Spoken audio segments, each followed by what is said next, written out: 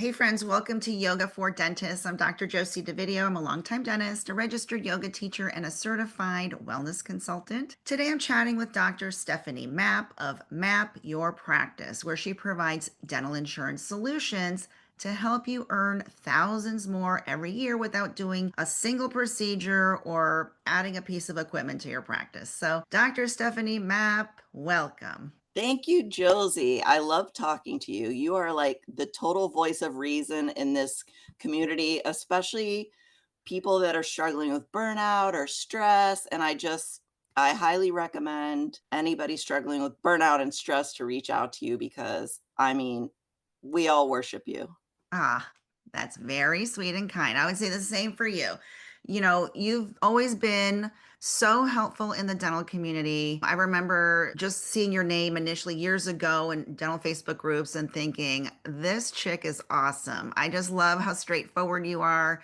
You know, you don't beat around the bush. You tell dentists what they need to hear because you truly want them to do better and to be better and to enjoy their life and not to be struggling financially. So I really appreciate that about you. Thank you. So, to my listeners, or our viewers, as it were, Dr. Stephanie Mapp, Dr. Julie Woods, and I do a workshop, a full day workshop called Elevating Your Financial Future. This is an ongoing thing that we provide. We love doing it, it's super helpful for people. We've been getting great reviews on it. So, if you want to check that out, check the description of this episode and get on the email list so that you can be notified when we're going to do our next one. But Stephanie and I were chatting recently about the common mistakes that we see dentists making that just seem to significantly add to their stress. And so we decided that it would make a really great podcast episode because if listeners could hear what we see happening from our perspective,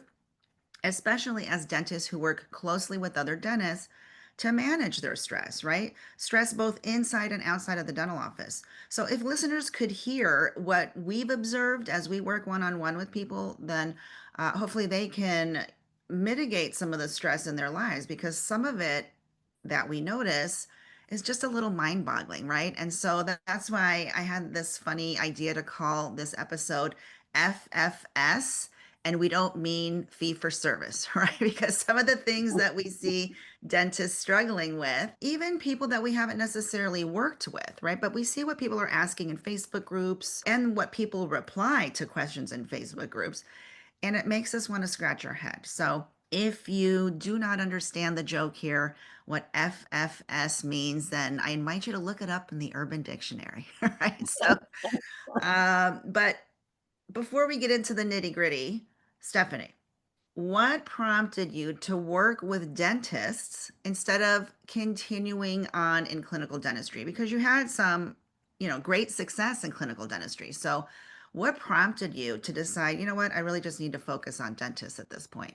So, what happened was this actually kind of grew organically. If you had said to me, like 10 years ago, you're going to be coaching dentists, you're going to be speaking on a national stage, you're going to have a national megaphone out there, I would have said, you're smoking crack. I mean, I'm not exaggerating because it was not on my radar. I had no desire. I never would have thought I would have gotten up on a national stage in front of hundreds of people and said anything about running a dental practice.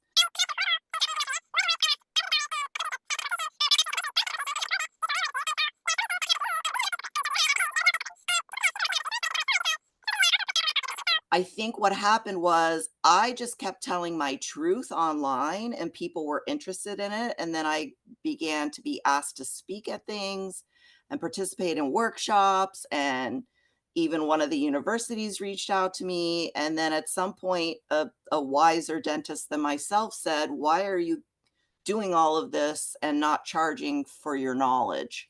Mhm. And so when I started getting clients, I realized I had more passion for helping dentists in the trenches than I did for seeing patients because I knew, having been in a bad situation financially, I knew my passion moving forward was to help dentists not struggle the way I struggled when I had $20 in my bank account. And so I want to highlight for a second that, you said you went for this second practice thing and things sort of unraveled at that point because you did the thing that see a lot of dentists do. You had a very successful first practice. And you're like, well, if I can have so much success here, let me double down and get a second practice. And there's not anything necessarily wrong with the idea, but if you don't have the knowledge or the skill set to do that, then it can wreak financial havoc in your life. And that's what you're telling the audience, right? Exactly. It is not just a skill set. You have to, especially if you're a woman dentist, you have to have a helpful home structure. It's super hard as a woman dentist, especially if you have children, if you don't have a successful home structure to be able to leap into the next level of management with multiple locations. So Mhm. you've got the aspect of there's the female aspect of we're usually primarily thought of as the main childcare providers. Even if you outsource it, you still have to manage that outsourcing. Mhm. But also, I have learned since my debacle and speaking about it on multiple podcasts, you really have to be able to scale a three, four, five office practice to be able to afford a level of management in the middle. And Mhm. we all know how trying it is even to get one good manager. Right. I could do a whole discussion about management, but every mistake, which I now have relabeled CE to learning something new instead of mistake, I'm like, this is CE to something I didn't know. I relabeled it as you don't know what you don't know. And Mhm. so I my financial losses turned into opportunities for other people for me to say, "Hey, this is what definitely works, this is what doesn't work, and this is the risk." Mhm. I hear a lot of grumbling in various Facebook groups about you only want to take advice from people who are doing the thing you want to do. Don't take advice from people who, have had these hiccups or mistakes.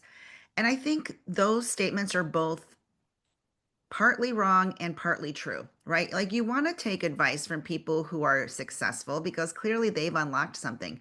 But we don't know if they are successful and have never had a mistake or a hiccup. Like, what if some hiccup or mistake entered their life? Would they be able to manage it and be successful?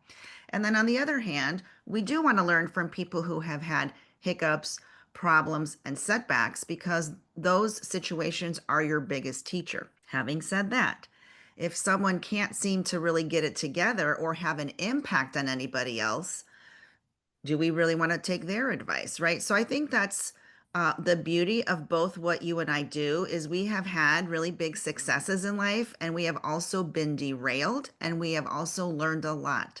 And we have worked a lot one-on-one with people who have had successes as a result of the journeys that we have walked, right? And so we have had success, we have had things that derailed us. We learned some hard lessons. We teach these lessons to people and we see them having successes. And I think that's very important. Dentists tend to be all or none thinkers, so they can't really understand that sort of middle sweet spot. Yeah, and I think what's also important to note is every situation is different, just like every patient is different. Mhm. And so everything is not apples to apples and everything's not oranges to oranges. So we have to realize there's so many layers to what comes out to a success and what truthfully in this industry we both know 25, 30 years ago it was almost impossible to ruin a dental office. Mhm. It was almost impossible to not make a decent income. But the playing field has changed, and not only in the insurance aspect of it, but the general population and their opinion on, I think there's a lot more entitlement mentality, both between the teams and the patients. Yeah, And so we're in a totally different playing field. And what worked 25, 30 years ago is not necessarily going to work now. absolutely. That is for sure. All right. So, a lot of what you do deals with insurances, specifically PPOs. You do a lot of things, but I want to kind of go in this direction. What is the biggest mistake that, let's call them PPO dentists, make? All right. Assuming if you take a PPO in your practice, where, this is you. So, what are some of the biggest mistakes we see these dentists making? So here's what I don't understand about dentists, and I'm going to admit I was guilty of this myself. So let's think about what a PPO really means. PPO is a newer concept that is different from 30 years ago. So previously, insurances were known as indemnity insurances, which means I'm a dentist. I write down what I charge the patient on this claim form, and then the insurance company pays me exactly what I charged the patient. Now that started changing in the early 2000s, and the insurance companies figured out they could control fees and prices by deciding, hey, dentist, if you sign up to be on this list, we're going to provide you free advertising. And we can always talk about what that free advertising is actually costing you because it's a lot Mhm. more than you think. But we're going to provide you free advertising. We're going to put you on a list. You're going to be a preferred provider because that's what PPO now means, preferred provider. Well, preferred provider really means I'm willing to cut my paycheck for this insurance patient under the guise of getting on their list as a preferred provider. But what's sad now is this pay cut is now oftentimes anywhere between 40, 50, 60% of what you would charge a normal patient. And I'm going to be honest, dentists are actually not greedy. People think dentists are greedy, but when I look at dentist fees across the country, most dentists are undercharging their fee for service patients based on inflation. So, this false thought that I am getting all these patients because I'm signing up for this plan, it's really the biggest mistake that they're making if they don't know the numbers. Mhm. So why do you think that we're still I mean, I think a lot of dentists know that their PPO fees are significantly lower, but they continue to accept it. Why do you think dentists continue to accept such low paying plans? First and foremost, the majority of dentists I speak with, I say, what is your highest paying pro fee and what is your lowest paying pro fee? What is your highest paying crown reimbursement? What is your lowest paying crown reimbursement? The majority of dentists do not know this answer. Mhm. And they are depending on other people and they're depending on this wave of patients coming into the practice and they don't even know their own numbers. And let's just say, for sake of argument, a dentist does know their numbers and they look at the numbers and they're like, well, I have this many patients on this plan. I can't afford to drop the plan.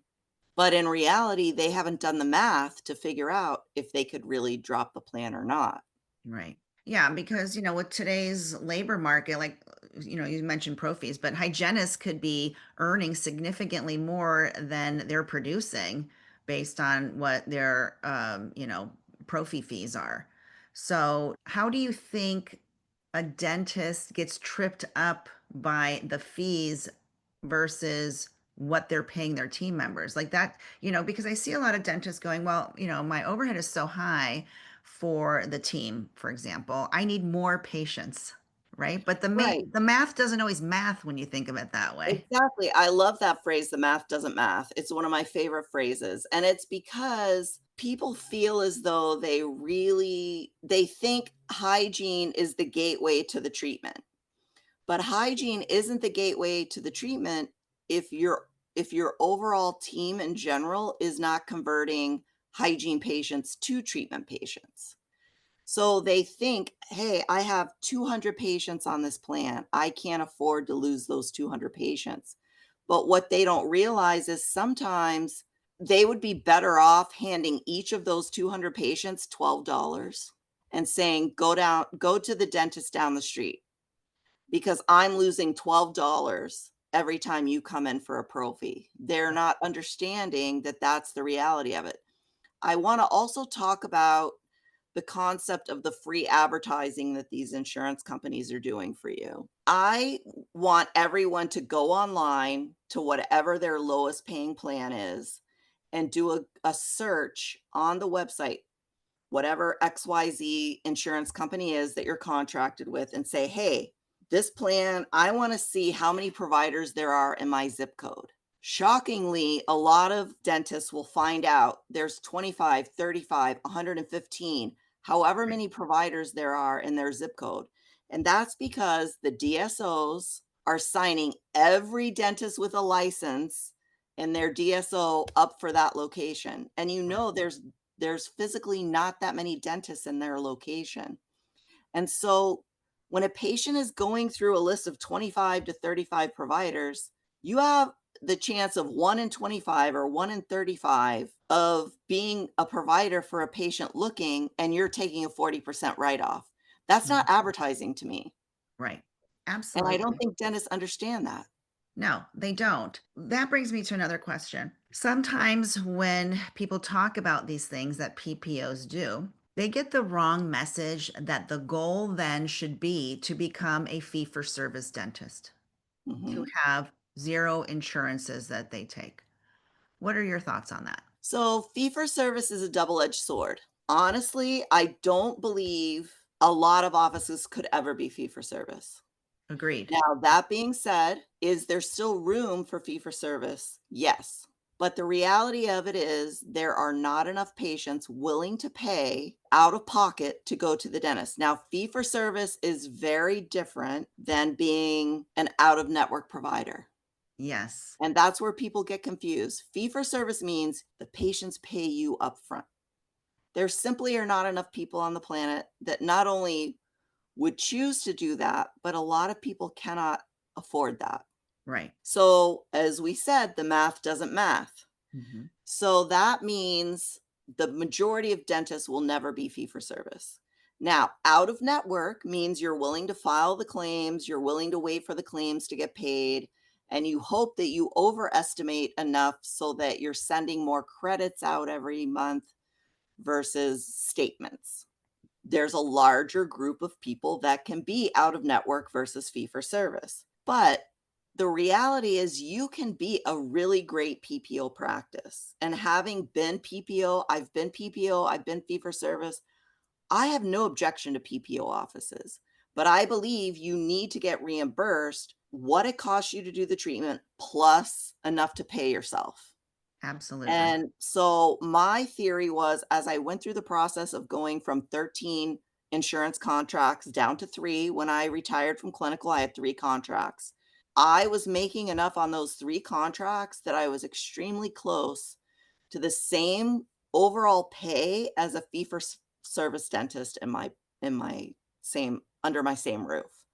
Mhm. So, there's no right or wrong. It's just a matter of, you need to be making sure you are earning a good enough salary to justify the fact that you went through all that training, all the headaches of running a practice, all of those things.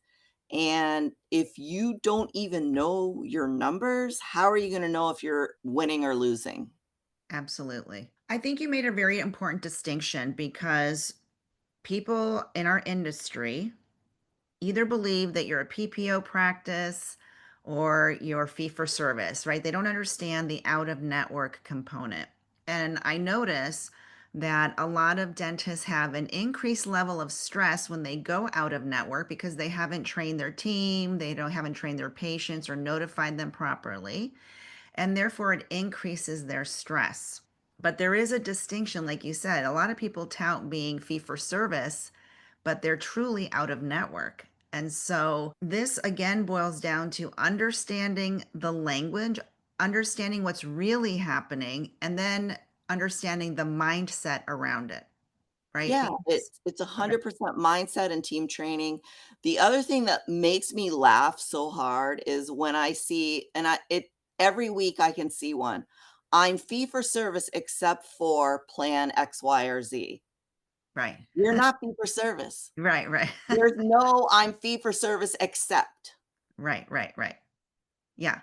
So, listeners, if you take nothing else away from this episode today, If you're fee for service, that means you are not dealing with insurance at all. They pay Exactly. you, patients pay you, you do dentistry, you're done. If you're out of network, that means you don't get the assignment of benefits. Patient pays you, you file for the patient, and then hash it out with the patient or your PPO. You accept the PPO plan, you accept the assignment of benefits, and then you do whatever's left to get billed for the patient. You handle that. So there are three distinct things, and not understanding that, I think, contributes to so much stress when it comes to insurance for dentists. Yeah, and the other thing is people can knock it out of the ballpark with any of the 3 formulas. It is possible to knock it out of the ballpark anyway. I will tell you, there are some PPO offices killing it. And so I don't think anybody should ever feel bad about, "Oh, I'm a PPO office," because I'll tell you right now, I'll take a really well-run PPO office any day over a really badly run out of network or fee for service office any day. Absolutely. And so it boils down to mindset, education, understanding your numbers, understanding how these different plans affect your business. And it boils down to courage, being willing to do what it takes to have a business that not only serves your patients well, but serves your team well and serves you well. Because what is the point of doing any of this if you're not reaping the benefits of all the hard work you put into it? Exactly, and the other thing you have to realize is, especially, like, if you have kids and you wanna send your kids to college, you wanna provide a legacy for them, do I really wanna be paying my patients to be in my chair Right. when I could be spending my time doing other things? And that's when I got halfway through my journey from 13 plans down to 3 plans, halfway through that journey, you know what I decided? I am not picking up a handpiece for less than X number of dollars an hour. And I knew if this 3 surface composite, which we know are the really bane of our existence, if this 3 surface composite isn't earning at least X number of dollars an hour, I'd rather have no patient. Right. And so it's about knowing your numbers, knowing what it costs you to run the practice. I'm not paying a patient to sit in my chair, but you have to have the intestinal fortitude to say, "I'm not gonna do it." A lot of people talk about they went into dentistry to help people, of course, but then to have like a sense of freedom, right, around their schedule, around, what kind of patients they see, all that. But without understanding any of that, you cannot have a sense of freedom. No, no. And if you feel like you've got the golden handcuffs, we've heard about the golden handcuffs and all the dentists that are like, "I've created this lifestyle that I have to feed. I have to feed the monster. Right. I have to go down into the dungeon and throw food at the monster." That is when you have overextended yourself. You've created this life you can no longer afford, and there's no lifeguard throwing you any kind of lifesaver. Yep. There is no sense of freedom with that. So let's speak for a second to maybe younger dentists, maybe people newer to ownership of a dental practice. What's some advice that you can give them, right? So we get the privilege of being, seasoned dentists in this industry. So, what advice can you give them as it relates to what we've been discussing? So, one of the biggest things that I learned from my own experience is don't spend money you don't have. There's too many people in our industry that are external, they are not dentists, that are trying to convince us to spend money. Buy this laser, buy this CBCT. You need room for 10 ops, you need this, this, and this. I personally learned that you can have a great small practice. You don't need a huge practice. So if you're saying, "I don't have enough room, I need to hire more people to be more profitable." No, that's a mistake. You need to figure out how to make money with a very small team first and then scale that. Don't Right. spend money thinking, I'm gonna make more money if I bring on more expense. That is one of the biggest mistakes I've seen. That is probably if I had lived by that example, and I started my first practice like that. And then I got, this confusion from outside sources going, if you did so great with this first practice, you could afford to spend more on the next practice. And that's not really the case. Mhm. Start out small, get things under your control, know how your business operates, know your numbers before you take on an addition. Yeah, and I think, I feel sort of, I don't know, mama bearish towards the younger generation of dentists or, anyone new to ownership because you and we already had enough challenges in our industry, back in the day in the 19s.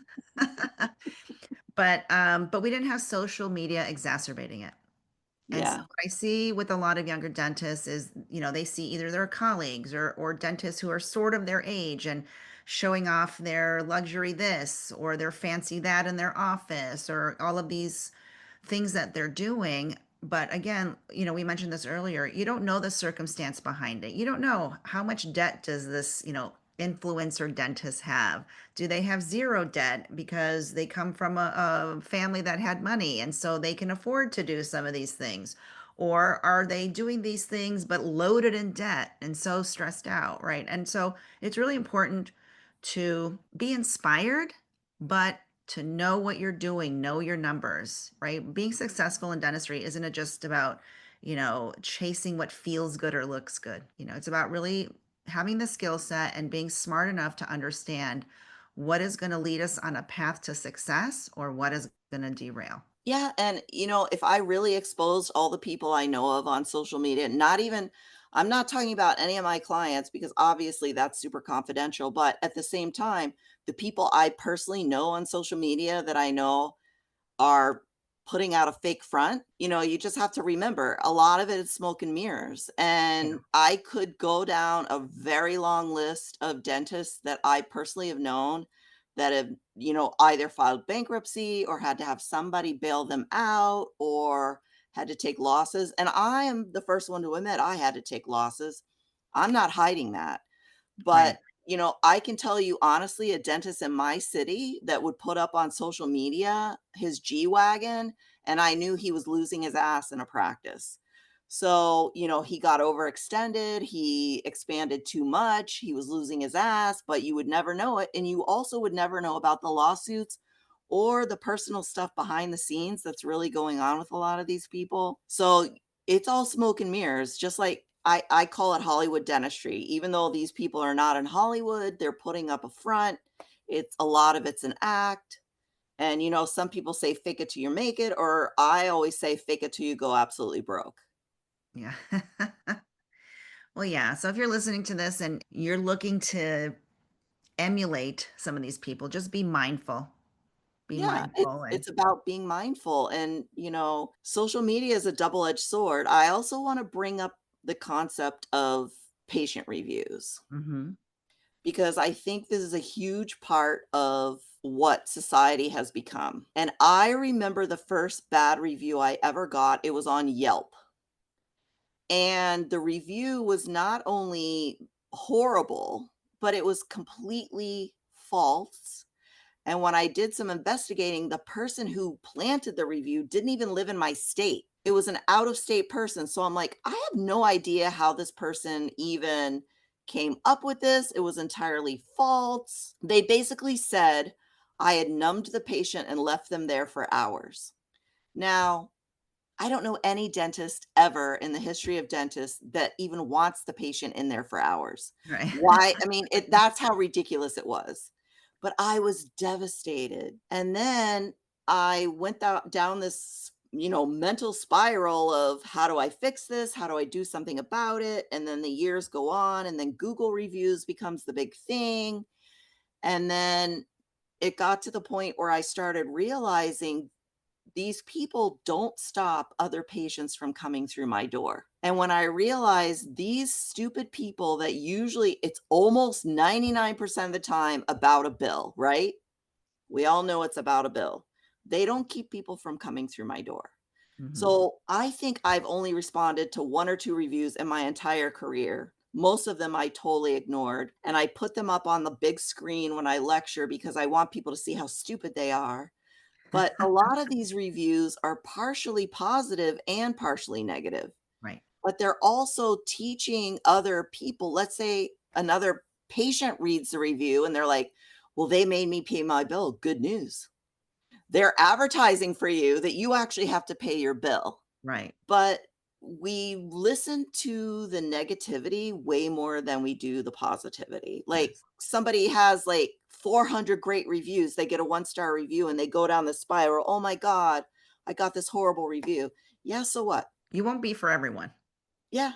I actually am grateful for some of my bad reviews because now looking back, I'm like, "It means I did the right thing." Right.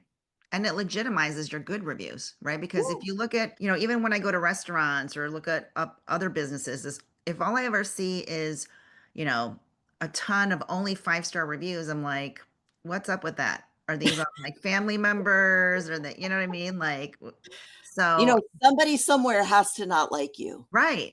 You cannot be for everyone. That doesn't make sense. Anyway, if our listener wants to connect with you to learn more about what you do and how you might help them, where should they go? Mappyourpractice.com, but I spell map, M-A-P-P, 2 P's. I'm like a roadmap, but with an extra P. Um, Mappyourpractice.com. I'm very transparent. I put my fees and what kind of work I do on my website. But what my goal is when I work with any practice is I want everybody to work the same or less hours every year for more revenue. That is my goal with each of my clients is I want them to know you don't have to work this crazy schedule to be successful. And when I actually got to the point where I felt very happy again practicing dentistry after I realized even if I had knocked it out of the ballpark with my second office, I would have not been happy as a second practice owner. I realized that halfway through owning my second practice, I'm like, the money is not worth the time that I was investing in. So when I got to where I felt happy as a dentist again, I was working 3 to 3.5 days a week with 5 days off with way less dentistry than when I was in 13 PPO plans. And Right. so that's my goal for people is how can you work less, enjoy your life more, and feel happy being a dentist? Yeah, and that is also a big mindset shift, right? Because some people feel lost if they're not like hamsters on a wheel constantly moving. But that, what you just described, is winning, right? If you Yeah, yeah, I tell them, I said, "Do what I did," because I came up with doing almost every kind of dentistry there was. Public health in public health, we booked 4 chairs Mhm. because all 4 patients may not show or all 4 patients may show. I also did, HMO dentistry, which again, I'm working 6 ops. Right. So I came from that hamster wheel mindset, and when I got to where I was cutting way down on my volume, I realized, it's really fun? Planning your next vacation in your office with all your assistants and your hygienists all doing their thing, knowing you have enough time between every patient to plan your next vacation in your private office and do your notes and not stay late doing notes and Right. being able to review patient charts in between patients and it's a totally different lifestyle and it's a different mindset, but it's more fulfilling. So, listeners, if you want to learn more about how you can work with Dr. Stephanie Mapp, I'm going to put the link to Map Your Practice in the description of this episode. But before we wrap up, I wanted to leave you with a free resource that can really shift how you think about money. It's called 7 Powerful Prompts to Transform Your Financial Future. So, they are simple reflection prompts to help you direct your financial path mindfully so that you can create peace of mind and live in alignment with your goals. And you can grab it at yogafordentist.net/FW prompts. Or you can just check the description of this episode for the link. So just take a few moments with these prompts, see what opens up. You might be surprised at how much clarity you can gain. Special thank you to my good friend, Dr. Stephanie Mapp. And remember, FFS does not always Yes. mean fee for service. Until next time, be well, friends.